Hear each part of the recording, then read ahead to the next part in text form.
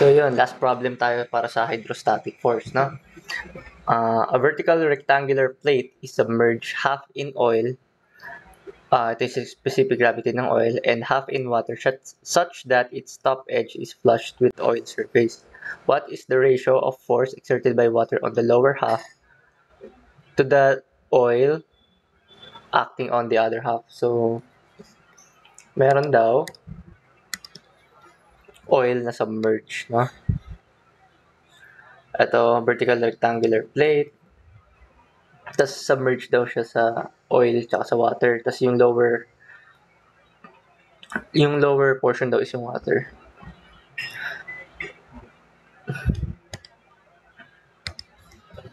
So, lagay tayo dito.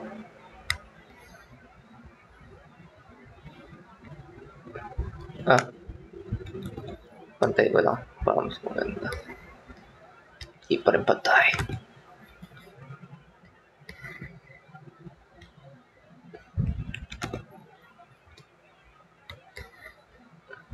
Ayaw pumantay! Ayan. Pantay na to po. Yan. Pantay na. Tapos nasa yung half down nito ay water.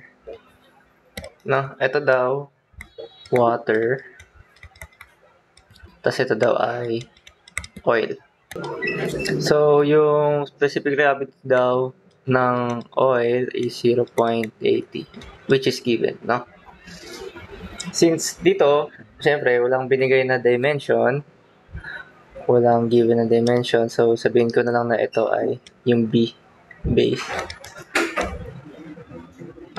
Na? Tapos itong buo, lagyan natin ng line para malinis tingnan. From oil, pinakababa. Lagyan natin ng line dyan. Lagyan natin ng line dyan. Lagyan natin ng line dito. Ito ay D. Hindi. Ba't kinilagyan ng line dun sa gitna? Dapat wala yan. Wala dapat yan. Ito lang. Hindi. Okay? So, i-locate natin ngayon kung alamin natin ngayon. Ang tanong kasi dito is ano daw yung ratio ng force exerted by water sa lower half tapos yung oil acting to the other half. So, ang pinapahanap pala dito is ano daw ang ratio ng force ng water sa force ng oil. Ratio lang. So, fraction lang siya. No? Then, i-identify lang din natin. No? So, with the use of the formula na FH equals to gamma H bar A. Pero, etong P, yung sa oil. Sa oil muna. Okay? So, since ang H bar natin dito, sa oil lang muna tayo. Dito sa oil. Ang center of gravity natin, di ba, nandito. Therefore, ang height niyan is D over 4. Kasi di ba itong buo is D over 2. So, D over 2 over 2 is D over 4. Okay? Yan. Ganyan lang siya. So, alamin lang natin yung bawat pressure. Since magkaiba kasi siya ng pressure. No? Magkaiba ng pressure yan. Oil. Tsaka itong sa water. Kailangan natin malaman kasi yung motion, yung tawag dito, paano ba babanggitin to? Yung flow ng ano natin, ng dalawang liquid natin. So, let's say, dito, lagay ko lang dito. Ayan siya, sabihin natin side view. Side view. Di ba nga, dito, sa ibabaw nito, shortcutin ko na lang kaya. Ayan, para mas madali.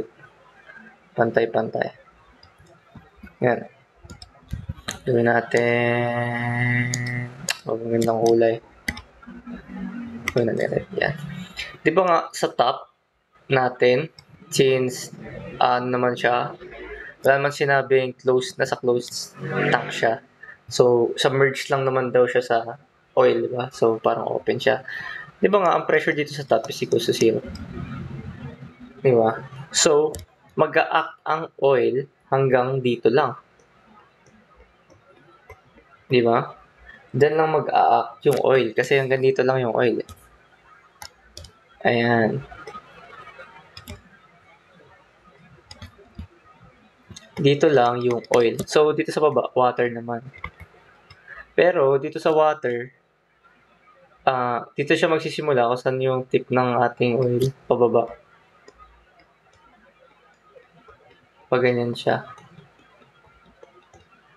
Na?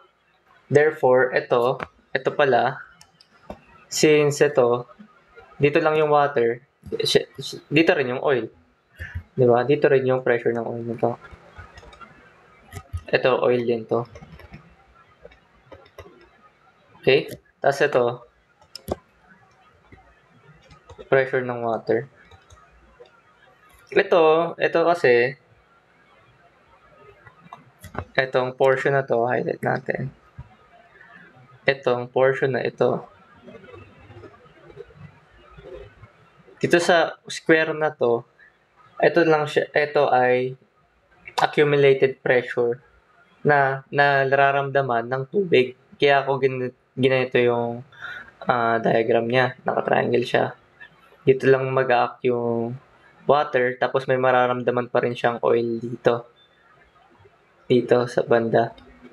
Pero, maneneglect siya since itong area na to, itong oil kasi dito, yung bigat natin dito, will be constant na eh. Constant na yan pagdating dito sa baba all throughout the bottom. So, hindi na siya sinasama sa mismong equation. Para mas magets natin, solve natin. So, first, dito tayo sa oil.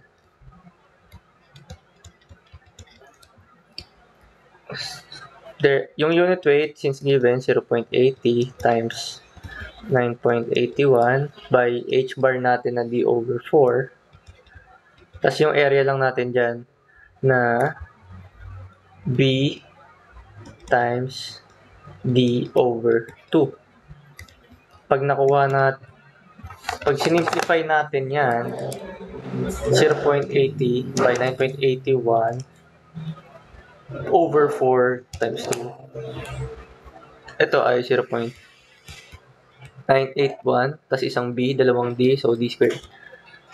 Ito daw yung hydrostatic force na fill sa oil. So, paano nang pag sa water? Hydrostatic force, try natin dito, water. Di ba nga, pinakita ko dito, dito sa pabang portion, may nararamdaman siyang pressure pa rin sa water. Meron din siyang nararamdamang pressure dito naman may nararamdaman din siyang pressure galing sa oil. Diba? So, parang ambag lang na bigat dito. Okay? Yung pala, no, kapag ginawa natin siya ng resultant force dito, may nag-a-act na resultant force dyan. Ano ba yung resultant force na nag-a-act dyan? So, edi, syempre, yung pressure, hydrostatic force ng water tsaka ng oil. So, kapag nilagay natin tong nandito sa water, so, resultant siya, edi yung pressure, gravity ng oil, plus pressure, hydrostatic force sa water. Pero, kapag, syempre, unit weight, gamma h bar A pa rin naman yan. O plus gamma h bar A ng water. So, pag pinaba natin to ng onte, lagay natin sa oil, 0.80 by 9.81. Yung h bar natin, dito, ito lang. Yung magiging h bar natin dito sa oil. Dito, sa ambag niya, ito lang. Ito lang yung magiging h bar dito. Ay, nag-zoom. Dito. Magiging, di, h bar natin dyan is d over 2. Yan. Kaya d over 2 na lang yung magiging h bar nito. Ayan, kasi yun nga, maneneglect na kasi yung oil dito.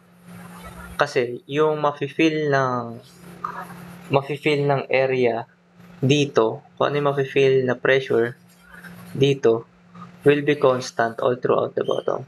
Kaya ang magiging ano lang, h bar na lang natin dito is d over 2. So, yun. Area na lang din natin B by D over 2 plus yung sa water. Ang unit weight natin dyan, 9.81 by dito na ulit. Dito naman tayo. Ang mararamdaman na lang dyan, D over 4 na lang ulit. D over 4 by area na B D over 2. So, pag sinimplify, 0.80 over 2 over 2, 9.814 times 2. So, 3.18825 BD squared. So, since may hydrostatic force ka na sa dito, meron ka na hydrostatic force dito, pwede na natin i-ratio. So, pag ni-ratio natin, ratio 3.18825 BD squared over 0.981 BD squared. Ito yung ratio. Therefore, makakancel lang to. 3.18825 over 0.981. 3.25.